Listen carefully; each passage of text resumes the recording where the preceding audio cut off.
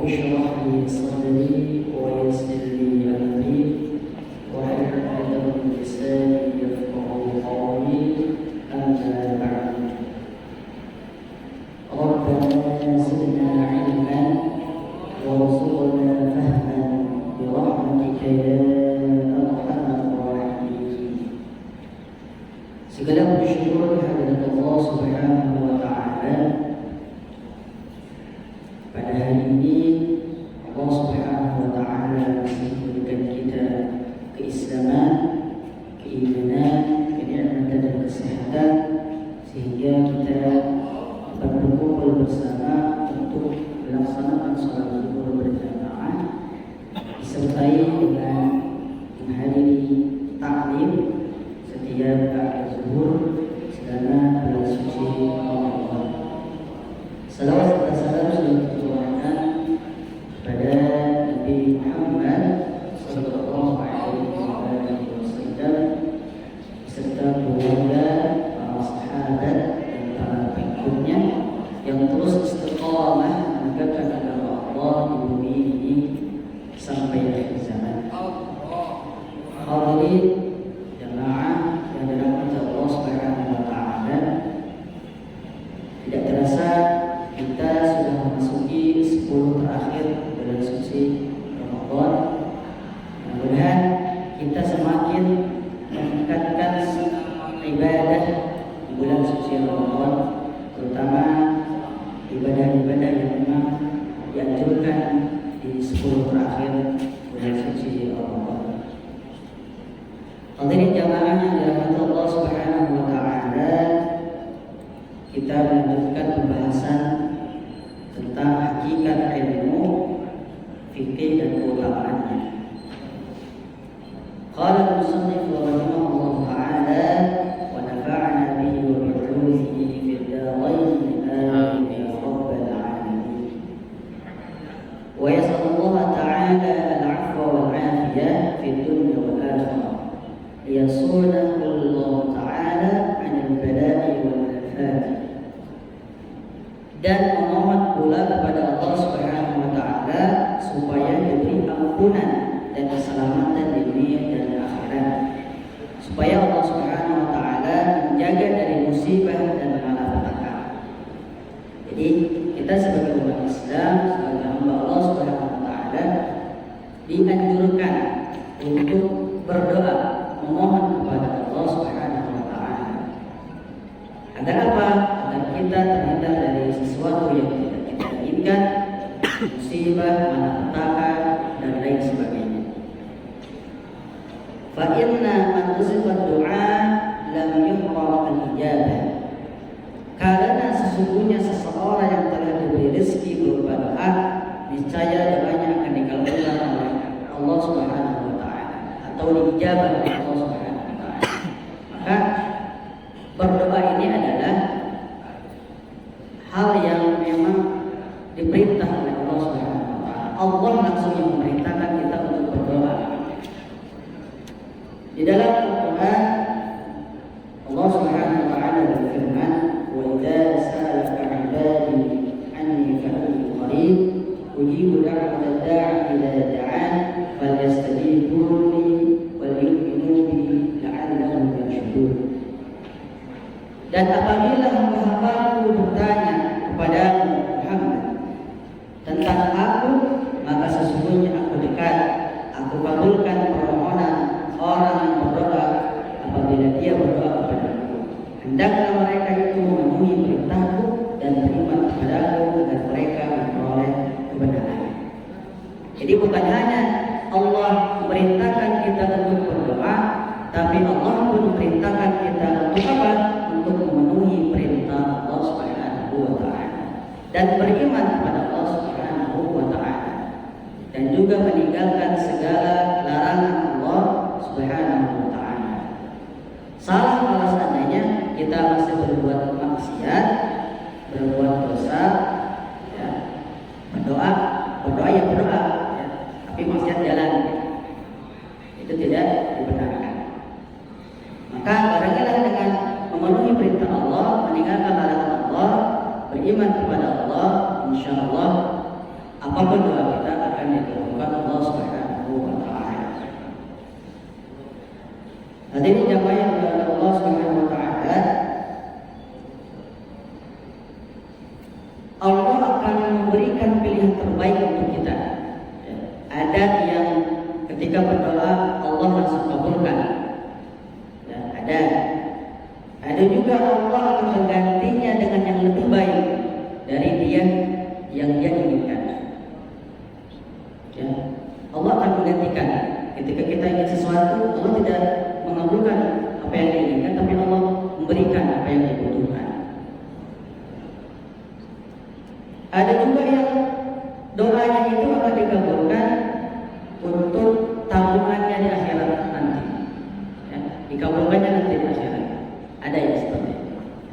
Jadi macam-macam dikabulkannya oleh Allah Subhanahu wa taala. Dan juga berdoa kita ada caranya, hadirin sekalian. Ada adabnya ketika kita berdoa. Tidak sembarangan untuk berdoa. Yang pertama, niat yang benar. Kita punya niat yang benar ketika kita berdoa kepada Allah Subhanahu wa taala. Niatnya apa? Niatnya adalah ibadah.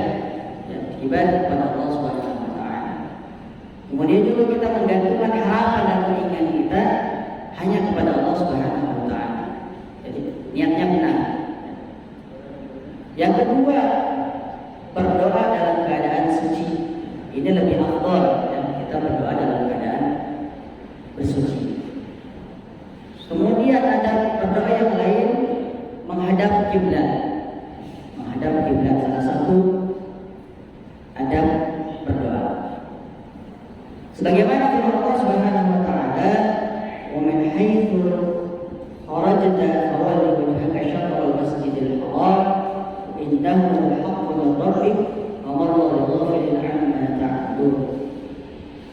Dan dari manapun kau Muhammad keluar, hadapkanlah wajahmu ke arah Masjidil Haram. Sesungguhnya itu benar-benar ketentuan dari Tuhanmu.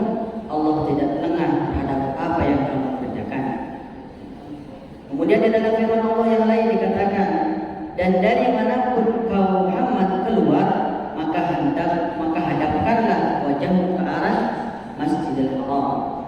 Dan di mana saja kamu berada, maka hadapkanlah wajahmu ke arah itu, agar tidak ada alasan bagi manusia untuk menentangmu kecuali orang-orang yang zalim di antara mereka.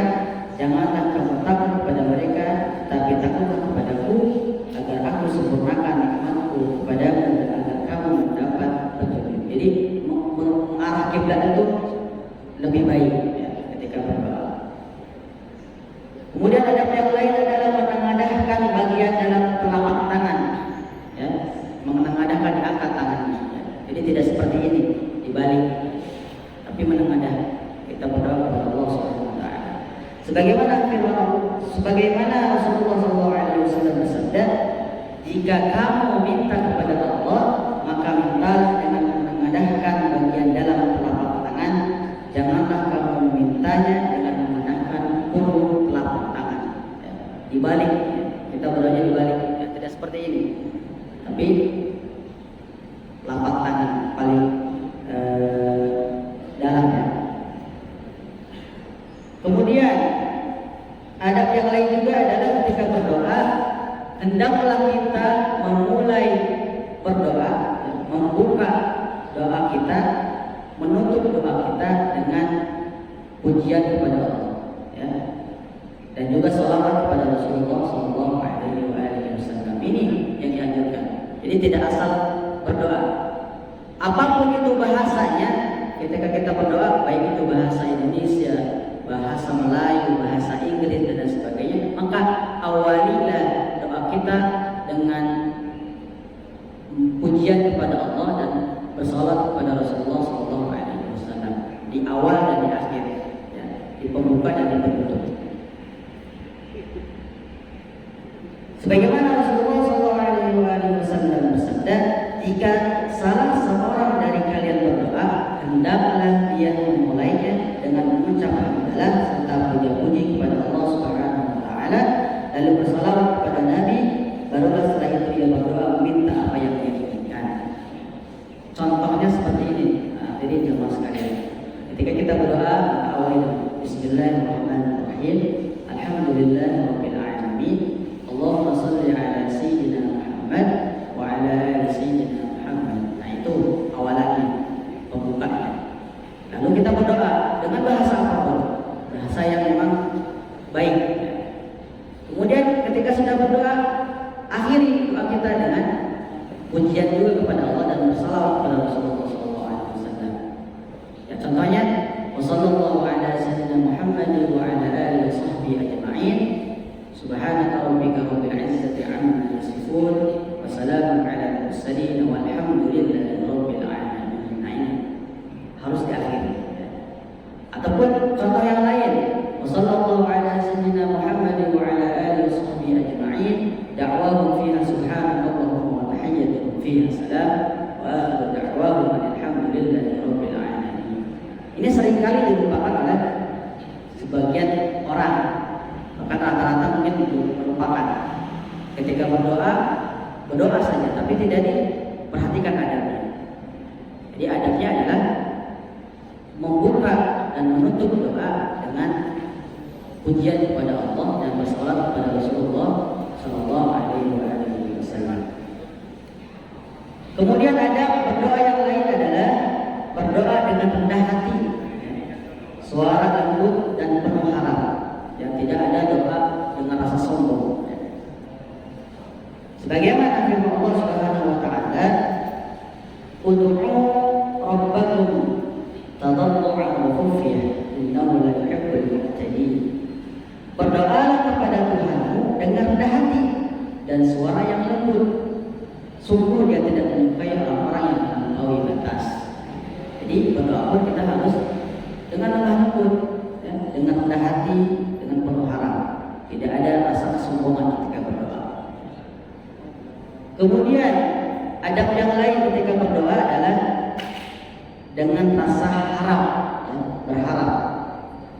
Sebagaimana firman Allah Subhanahu wa taala, "Wa la tufsidu fil ardi ba'da islahiha wa da'uhu khawfan wa tama'an inna rahmatallahi qaribun minal muhsinin."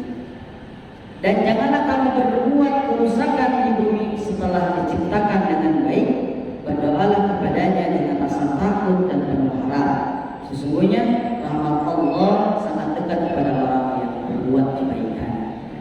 Jadi adab yang berdoa yang lain adalah dengan rasa harap. Dan kemudian adab berdoa yang lain adalah yakin akan dikabulkan.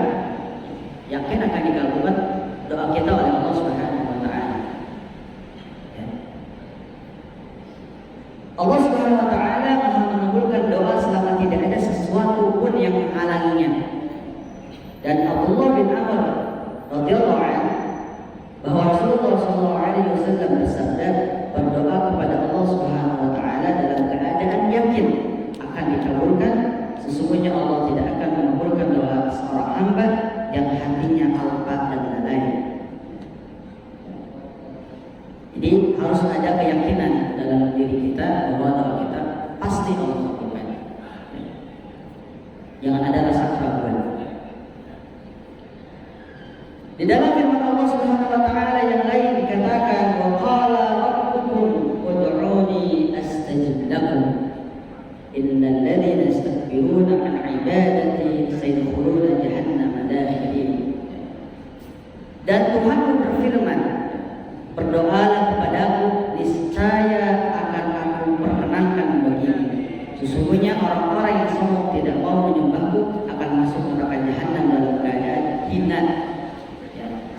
Jadi Allah yang langsung mengatakan bahwa berdoalah kepadaku, ud'uni astajib lakum. Berdoalah kepadaku, niscaya akan aku kabulkan doa kalian. Jadi Allah langsung yang memerintahkan, Allah pun yang akan mengabulkan doa kita, ya, asalkan tentunya dengan adab-adab berdoa. Baik hadirin jamaah yang dimuliakan Allah Subhanahu wa taala, itu adalah adab tentang berdoa. Maka kita harus perhatikan ketika kita berdoa, dia tidak asal untuk berdoa. Apapun itu bahasanya, sekali lagi apapun itu bahasanya. yang harus diperhatikan adab berdoa itu sendiri. Kita lanjutkan. Fa in kana al-bala'u muqaddaran musibahu la mahalata walakin yuyassiru Allah Ta'ala alaihi wa yarzuquhu sabra bi barakati du'a. Jika musibah telah ditakdirkan untuknya, maka musibah tetap akan mengenainya, namun Allah Subhanahu wa taala akan memudahkannya dan Allah Subhanahu wa taala akan memberikan rezeki lain berupa sabar akibat berkah dari doa. Kita sudah berdoa, jamaah sekalian, kita sudah berdoa agar terhindar dari hal-hal yang tidak kita inginkan. Akan tetapi musibah tetap datang kepada kita, ya, mengenai kita. Maka itu adalah sudah takdir Allah Subhanahu wa taala. Maka insya Allah ketika kita sudah berdoa kemudian masih datang musibah kepada kita, Allah akan berikan rezeki kepada kita. Apa? Rasa sabar, rasa ikhlas. Seperti itu. Jadi bukan berarti ketika kita sudah berdoa Allah kasih musibah kepada kita, kita mengeluh. Ya saya sudah berdoa tapi masih dikasih musibah. Tidak seperti itu. Tapi yakin Allah akan memberikan rezeki yang lain. Allah akan kabulkan doa kita. Dengan apa? Dengan menghadapi musibah itu, dengan menghadapi malapetaka itu, dengan apa? Dengan rasa sabar, syukur, ikhlas pada Allah Subhanahu wa taala. Allahumma illa idza ta'allam min an-nujumi qadra ma ya'rifu bihi al-qiblata wa awqat as-salati fayajuzu dzalika. Kemudian kitab ini pun membahas tentang boleh mempelajari ilmu nujum. Ilmu nujum itu ilmu perbintangan, ya, untuk mengetahui arah kiblat atau waktu-waktu sholat. Biasanya ini digunakan ketika kita berada di tempat yang memang jauh dari jaringan, di pegunungan atau di tempat yang terpencil, ya. Sehingga ketika kita mau sholat, nah kita tidak tahu di arah kiblat dari mana ini. Nah itu kan ada ilmunya, namanya ilmu nujum. Kemudian ketika waktu sholat, apa tandanya nih? Karena jauh dari masjid, maka kita pelajari ilmu nujum. Boleh, silakan kita mempelajari ilmu nujum. Wa amma ta'allumu ilmi tibbi fayajuzu li'annahu sababun min al-asbab fayajuzu ta'allumu kasair al-asbab faqad tadawa an-nabi. Sedangkan mempelajari ilmu kedokteran tentunya boleh. Tadi ilmu nujum boleh, silakan. Ilmu kedokteran itu boleh untuk mempelajarinya. Karena apa? Karena ia merupakan sebab dari beberapa sebab. Oleh karena itu boleh mempelajari ilmu ini menyamai beberapa sebab pengobatan. Karena Nabi juga pernah berobat. Jadi seorang dokter, ya, itu adalah orang yang mempelajari ilmu kedokteran. Boleh, silakan, tidak dilarang. Untuk kemaslahatan bersama, ya, untuk menyelamatkan orang-orang yang memang membutuhkan seorang dokter. Waqad hukiya 'an Syafi'i rahimahullah ta'ala annahu qala al-'ilmu ilmani, ilmu fiqhi lil adyan wa ilmu tibbi lil abdan wa ma wara'a dzalika bilghatu majlisin. Diceritakan dari Imam Syafi'i rahimahullah ta'ala bahwasanya beliau berkata, ya, ilmu itu ada dua. Yang pertama adalah ilmu fikih untuk mengetahui hukum agama, ya. Kemudian yang kedua adalah ilmu kedokteran untuk memelihara badan. Dan selain itu hanyalah bekal untuk pelengkap saja. Jadi selain ilmu fikih dan ilmu kedokteran, yang lainnya itu hanya pelengkap saja untuk menambah keilmuan kita. Ya, jadi luar biasa nih seorang dokter, ya, yang memang memahami tentang ilmu kedokteran dan juga orang yang memahami ilmu fikih. Ya, apalagi seorang dokter yang paham ilmu fikih, itu luar biasa. Ya, seorang yang paham fakih, ya, tentang ilmu fikih, kemudian dia pun dokter. Ya, seorang dokter itu luar biasa, ya. Sangat mulia, insyaallah. tafsirul ilmi fahuwa sifatun yatajalla biha liman qamat yadihi bil. Kemudian ilmu itu ditafsirkan atau ditafsiri dengan sifat yang dimiliki seseorang. Maka hal-hal yang diungkapkan akan menjadi jelas bagi seseorang yang mempunyai sifat ini. Jadi orang yang berilmu, paham tentang apapun itu ilmunya, maka ketika dia menyampaikan ilmu yang dia kuasai, ya, insya Allah akan jelas kita pahami. Menguasai dulu. Ketika mengajarkan, orang yang mendengarkan pun insya Allah akan lebih cepat paham. Wal fikhu ma'rifatu daqaiqil ilmi. Ya, kemudian fikih adalah pengetahuan tentang kelembutan ilmu. Qala Abu Hanifah rahimahullah ta'ala, al-fikhu ma'rifatun nafsi ma laha wa ma 'alaiha.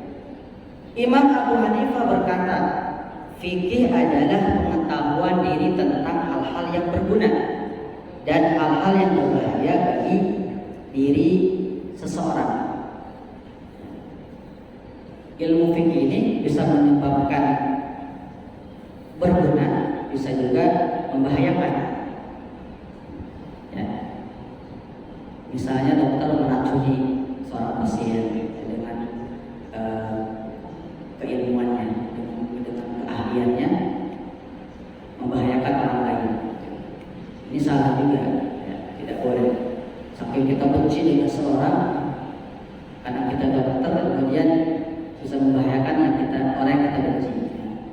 Ini tidak boleh. Ya, kita hindari hal yang seperti itu. Mudah-mudahan orang-orang yang memang ahli dalam ilmu kedokteran bisa menggunakan ilmunya dengan benar dan baik, insya Allah.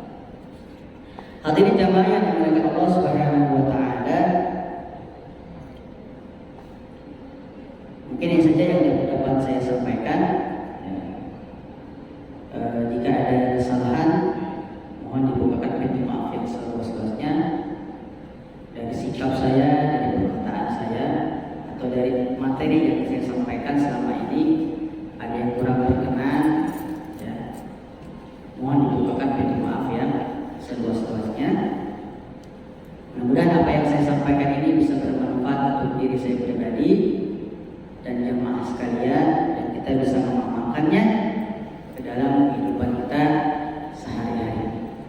Kita tutup dengan beristighfar kepada Allah Subhanahu wa Ta'ala. Astaghfirullahaladzim, astaghfirullahaladzim, astaghfirullahaladzim. Subhanaka la ilma lana, subhanaka Allahumma wa bihamdika, asyhadu an la ilaha illa anta, astaghfiruka wa atubu ilaik.